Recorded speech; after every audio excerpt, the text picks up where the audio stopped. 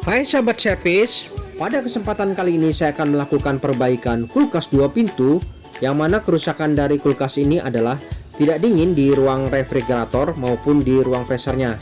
Dan di ruang freezer terdengar suara berisik di dalam. Oke, coba kita lihat dulu kondisinya seperti apa. Nah, ini tadi di ruang freezernya ini terdengar suara berisik, arahnya dari fan pada evaporatornya. Oke, jadi kondisi ruang freezer ini menjadi tidak dingin.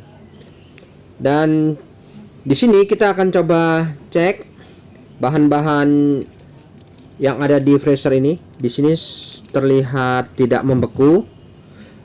Jadi permasalahannya memang ada di bagian freezernya. Untuk ruang refrigerator, di sini saya rasakan untuk rak-raknya ini tidak terasa dingin juga ya. Dan mari kita coba lihat untuk modelnya di sini. Dan untuk modelnya bisa kita lihat yaitu GN M702 GPH. Nah, ini ada keterangan untuk spesifikasi arus serta dayanya ya. Oke, jadi untuk ruang refrigeratornya tidak dingin, ruang freezer di sini juga tidak dingin. Jadi untuk melakukan proses perbaikan kulkas ini, alangkah baiknya di ruang freezer kita keluarkan dulu isinya. Nah, ini untuk bahan-bahan yang ada di ruang freezer kita keluarkan dulu ya, supaya kita bisa lebih leluasa nanti dalam hal proses pengecekan. Yang mana di bagian freezer di belakang, di situ ada evaporator yang harus kita lihat kondisinya, apakah proses pembentukan saljunya itu bisa terbentuk. Oke, sudah kosong ya, kita buka dulu. Di sini ada 2 skrup yang harus kita lepas untuk membuka kap bagian ruang freezer ini. Nah, ini saya coba lepas. Kemudian kapnya ini tinggal kita tarik saja ke depan dan nampak di situ sudah terlihat ada fan motornya. Nah, ini fan motornya. Apabila fan ini berputar, ini membentur bongkahan es di bagian bawah. Nampak sekali ya, ada bongkahan es di bagian bawahnya ini. Nah, ini yang menyebabkan kulkas ini menjadi berisik. Nah, ini saya coba tes. Nah, seperti ini. Jadi pada saat fan ini berputar, itu kadang membentur bongkahan es ini. Nah, ya, coba kita lihat. Nah, ini fannya berputar, apakah terjadi benturan ya? Mungkin ada kalanya terjadi benturan makanya berisik. Oke, selanjutnya kita coba lihat di bagian pipa evaporatornya. Ya, nampak jelas ya di bagian pipa evaporatornya hanya sedikit terbentuk saljunya, menandakan bahwa ini ada indikasi kebocoran freon pada sistem. Jadi sudah jelas ya, kulkas ini tidak dingin karena terjadi kebocoran pada sistem. Untuk itu kita langsung saja menuju ke bagian belakang, yang mana kita coba cek di dinding-dindingnya juga tidak ada terasa hangat. Di bagian belakang di sini terdapat diagram kelistrikannya, yang mana kulkas ini menggunakan sistem pengendali modul. Ya, bisa kita lihat. Untuk mesin kompresornya di sini masih menggunakan kompresor konvensional, dan kulkas ini dilengkapi dengan data-data error, yang mana apabila terjadi permasalahan bisa kita lihat kode-kode errornya di sini sudah jelas ya, ada petunjuknya. Jadi sangat mudah dalam hal proses perbaikan. Untuk pengendali modulnya terletak di bagian atas. Lalu kita coba buka saja kap pada ruang belakang mesinnya ini. Di sini kita bisa lihat nanti apa yang terjadi di bagian mesin kompresornya ini. Bisa kita lihat untuk fan pada kondensornya aktif, dan coba kita raba untuk filternya tidak ada terasa hangat ya. Mesin kompresor bekerja, dan di sini kita bisa lihat mesin kompresornya menggunakan LX86 LHEM yang kategorinya adalah 1/4 PK ya. Jadi mesin kompresornya aktif, fan aktif ya, fan pada kondensor. Untuk kulkas jenis ini biasanya terjadi kebocoran di bagian penampungan airnya ini, karena biasa sering saya temui pipa pada penampungannya ini terjadi kebocoran ya. Mungkin bisa kita pastikan lagi, siapa tahu memang benar. Jadi kita harus analisa terlebih dahulu untuk kebocoran apakah benar di pipa kondensor di penampungan. Nanti kita harus lakukan pengecekan ya. Oke, seperti ini ya kulkasnya.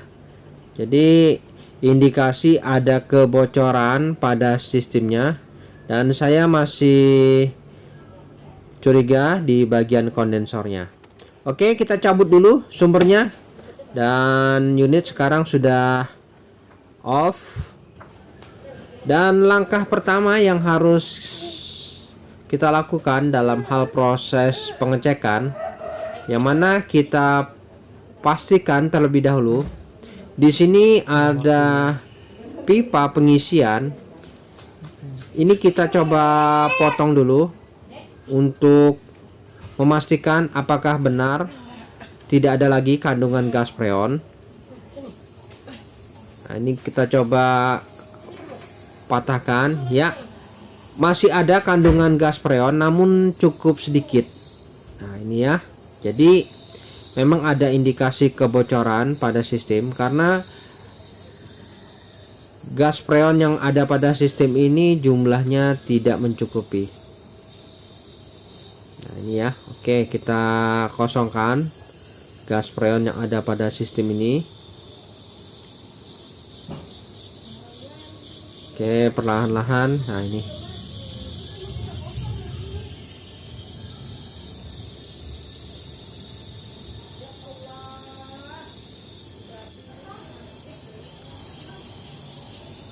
Oke, kita coba buang perlahan-lahan kandungan gas freon yang ada pada sistem ini.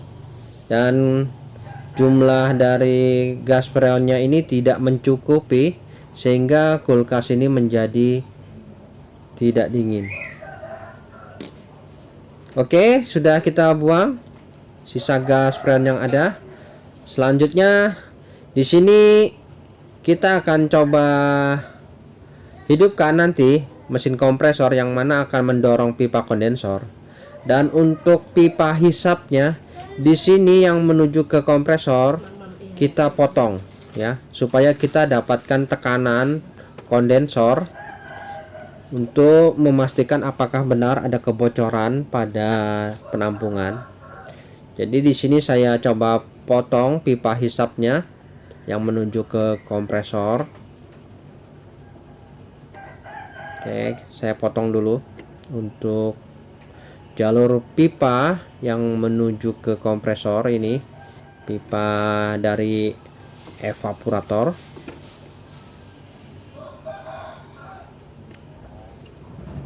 Oke ya, seperti ini sudah terpotong. Selanjutnya kita akan coba tes mesin kompresornya ini. Kita hidupkan, yang mana pastikan nanti apabila mesin kompresor aktif, di situ akan ada gelembung udara pada bagian penampungannya ya. Baik, kita coba hidupkan dulu mesin kompresornya ini ya. Tunggu dulu dalam beberapa detik, nanti fan bekerja dan kompresor pun akan aktif ya. Kita tunggu dulu ya fannya aktif. Oke, fan aktif menandakan mesin kompresor sudah bekerja. Selanjutnya untuk pipa hisapnya ini kita coba tahan ya, sambil kita berikan air pada penampungannya ini supaya nanti bisa terlihat apakah ada gelembung-gelembung yang nampak pada penampungannya ini. Oke, sambil kita berikan air dulu, dan cara ini adalah cara yang paling mudah menurut saya, karena dengan melihat ada gelembung-gelembung udara yang ada pada penampungan itu menandakan ada indikasi kebocoran. Nah, di sini sambil kita coba tekan ya pipa baliknya ini, sambil kita perhatikan apakah ada gelembung-gelembung udara pada penampungannya ini. Oke teman-teman, ternyata memang benar ada kebocoran di sana, nampak ya ada gelembung udara, menandakan bahwa terjadi kebocoran di bagian pipa kondensor di bagian bawah ya. Sudah jelas nampak itu. Jadi kita akan coba ganti saja untuk pipa kondensor yang di bagian bawahnya saja. Nah, jadi sudah terlihat. Oke, kita cabut dulu sumbernya. Jadi sudah jelas bahwa kerusakan kulkas ini adalah terjadi kebocoran pada pipa kondensor pada penampungannya. Untuk melakukan proses pergantian di sini untuk fan kondensor kita bisa lepas terlebih dahulu supaya tidak mempersulit kita dalam hal proses penggantian pipa kondensor ini. Nah, ini untuk pipa kondensor yang mengalami kerusakan atau kebocoran, kita potong saja. Kita potong saja, nanti kita rencananya akan buatkan sendiri dari pipa yang berbahan tembaga supaya lebih tahan.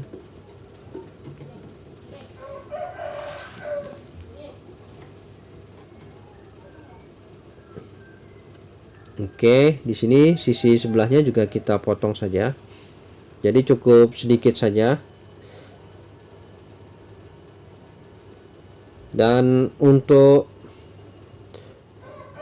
jalur pipa yang menuju ke penampungan ini memang sengaja direndam supaya untuk mengeringkan air apabila sudah terisi pada penampungan. Nah, di sini ya untuk pipa yang mengalami kebocoran sudah nampak jelas. Ini pipanya yang mengalami kebocoran. Di bagian lekukan itu terdapat jalur yang keropos. Jadi ini pipanya yang mengalami kebocoran dan kita akan coba ganti menggunakan pipa tembaga ya. Kita tinggal bentuk saja seperti aslinya, bentuknya seperti itu. Jadi sangat mudah ya. Oke, saya coba bentuk dulu dan seperti ini hasilnya setelah terbentuk. Dan coba kita paskan dulu posisinya. Apabila sudah pas nanti bisa kita las langsung. Oke, saya coba tes dulu apakah sudah cocok pada posisinya.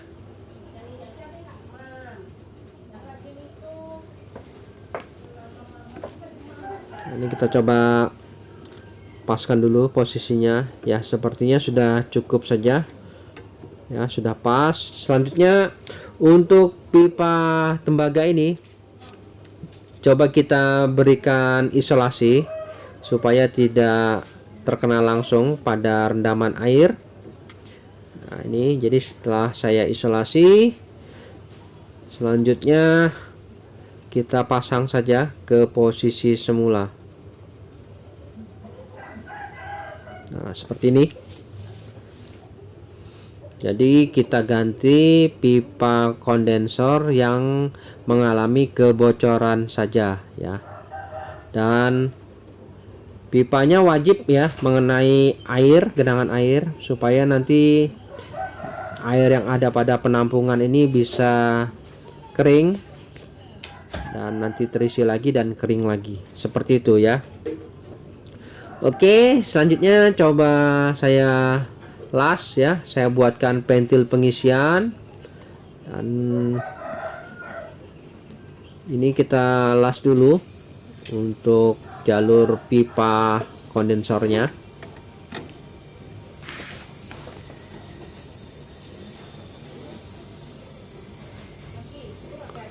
Oke, dalam hal proses pengelasan untuk bahan pipa tembaga dengan besi itu harus dicampur dengan boraks. Nah, di sini dengan menggunakan campuran bubuk borak, maka antara pipa tembaga dan besi itu bisa menyatu.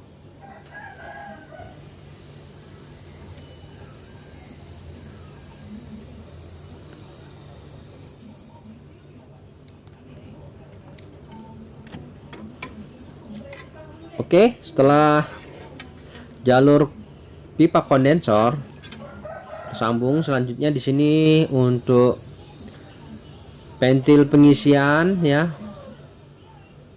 Pipa pentil pengisiannya ini kita buatkan dan di sini saya las juga.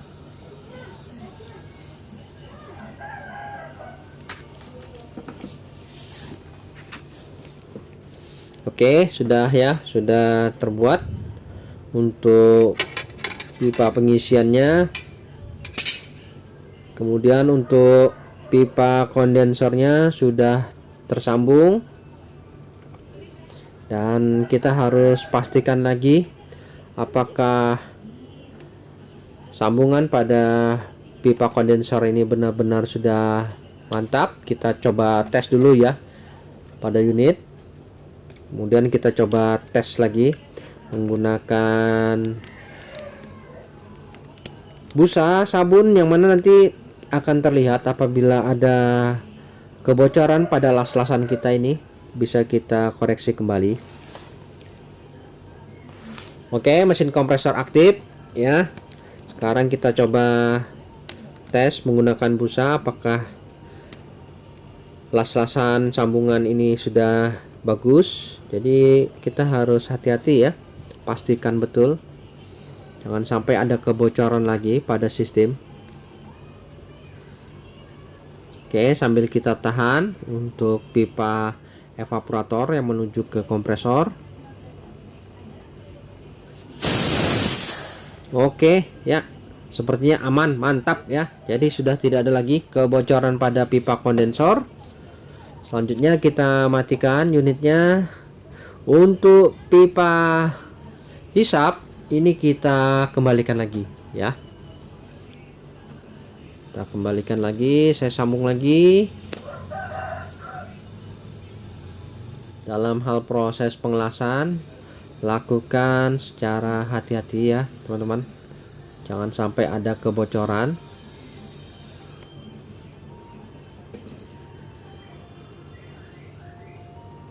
Oke ya, sudah tersambung semua ya, kondensor, pipa hisap dan pipa pengisian. Selanjutnya di bagian filter dryer, di sini saya coba buatkan lubang pembuangan udara, yang mana seperti biasa saya akan buatkan lubang menggunakan paku. Nah, ini ya, saya buatkan lubang. Nanti akan saya berikan sedikit pipa kapiler untuk proses pembuangan udara yang ada pada sistem dalam hal proses pemvakuman. Dan untuk proses pemvakuman bisa dilakukan dengan menggunakan mesin vakum. Itu lebih baik ya teman-teman, lebih baik. Jadi apabila teman-teman ingin mendapatkan hasil yang lebih maksimal, ada baiknya menggunakan mesin vakum. Oke, Di sini sudah saya buatkan lubang pembuangan dan sedikit pipa kapiler. Nah, ini saya coba pasangkan dan selanjutnya saya lakukan pengelasan.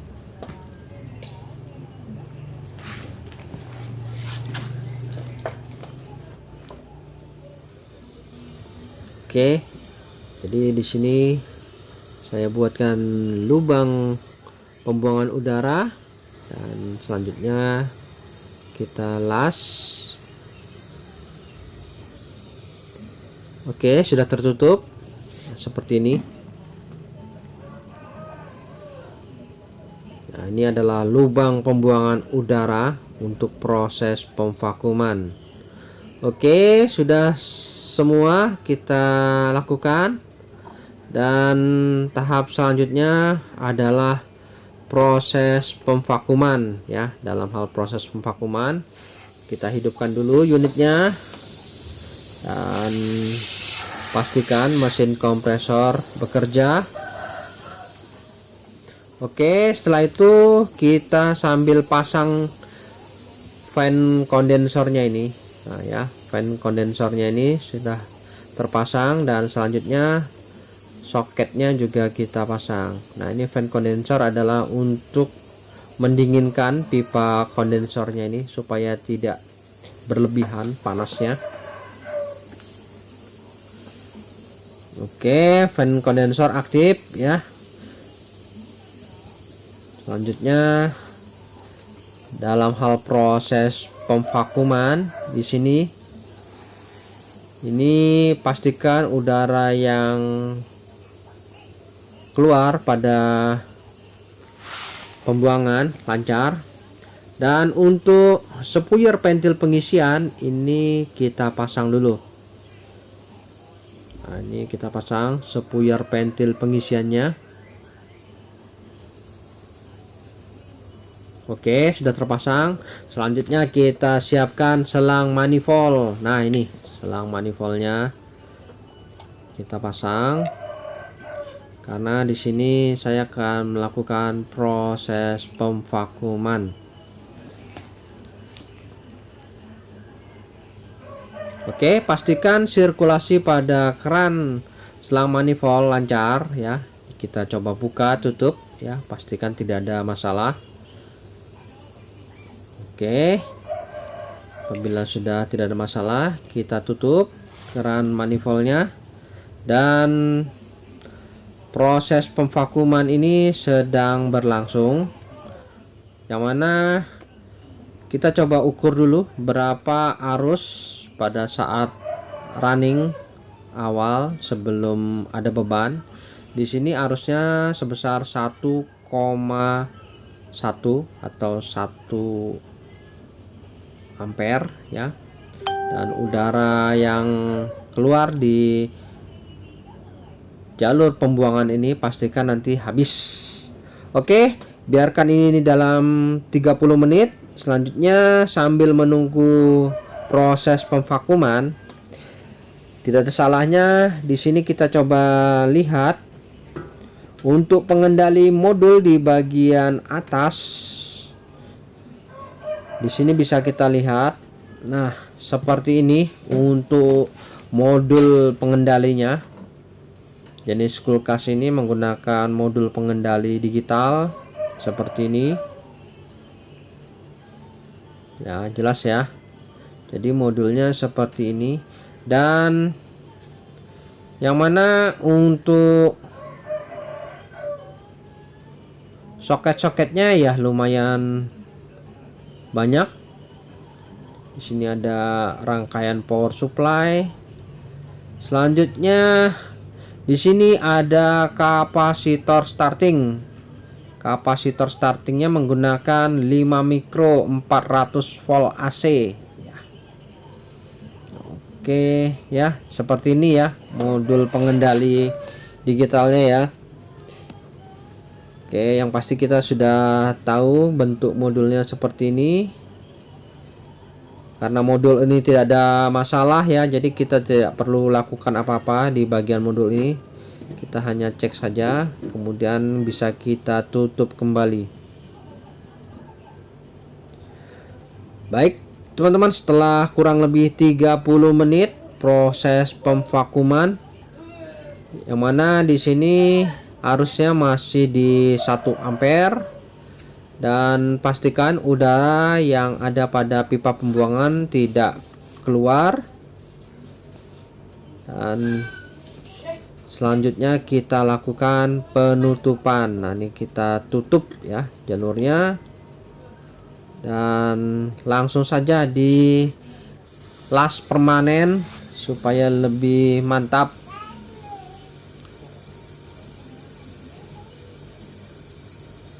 Oke, setelah kita las permanen ya.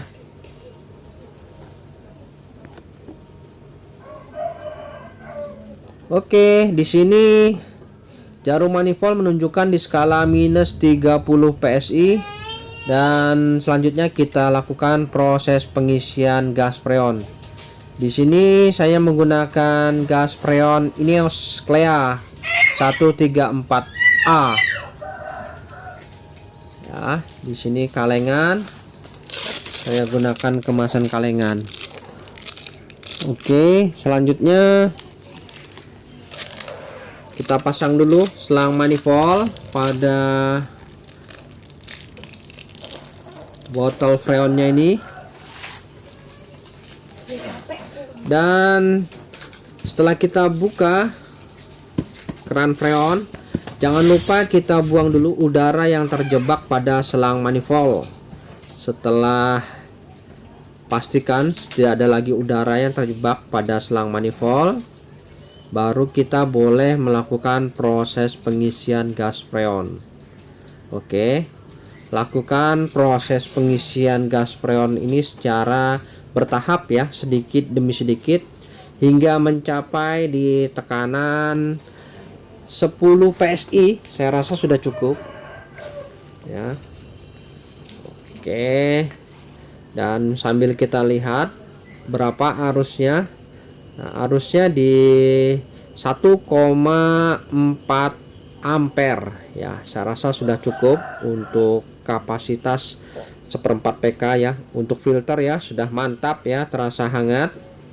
Jadi tekanannya di 10 PSI dengan arus sebesar 1,4 ampere. Nah, ini saya rasa sudah cukup untuk arus pada kompresor 1/4 PK. Baik, selanjutnya bisa kita lepas saja selang manifold pada ventil pengisian. Jangan lupa kita tutup ventil pengisiannya ini ya, supaya aman. Dan proses pengisian sudah selesai, tinggal kita tutup saja ya. Nah, ini kita tutup saja, dan mari kita lihat bagaimana kondisi di ruang freezer pada pipa evaporatornya. Apakah sudah terbentuk saljunya ya? Oke, bisa kita lihat. Wah, di sini sudah terasa dingin nih teman-teman. Hawa semburan udara, hawa dinginnya sudah terasa. Dan lihat di bagian pipa evaporatornya sangat merata ya proses pembentukan saljunya, dari pipa paling awal sampai akhir sudah membeku, menandakan ini sudah sempurna ya proses pendinginannya.